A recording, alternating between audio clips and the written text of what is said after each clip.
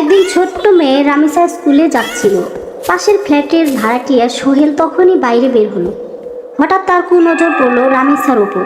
সে তার পিছু নিল। তোমার নাম কি? কোন ক্লাসে পড়ো তুমি? আমার নাম রামিসা, আমি দ্বিতীয় শ্রেণীতে পড়ি। রামিসা চলে গেল। সোহেল শুধু সুযোগের অপেক্ষা করছিল। এসো তো মামুনি। ছোট্ট মানুষ, আদর করে কথা বললেই আপন ভেবে নেয়। হাত চেনার ক্ষমতা তার হয়নি। সোহেলের ঘরের দরজায় যেতেই সোহেল ভেতর থেকে এক ঝটকা টান দিয়ে তাকে ঘরে ঢুকে নিল। কিছুক্ষণ পর পার্ট 2 দেখতে চাইলে আমাদের চ্যানেলটি এখনই সাবস্ক্রাইব করুন এরকম বাস্তবিক ঘটনা দেখার জন্য। আমাদের চ্যানেলে জুড়েই থাকুন আর কমেন্ট করে জানান এই ভিডিও কেমন লাগলো। আমাদের ভিডিও দেখার জন্য সবাইকে ধন্যবাদ।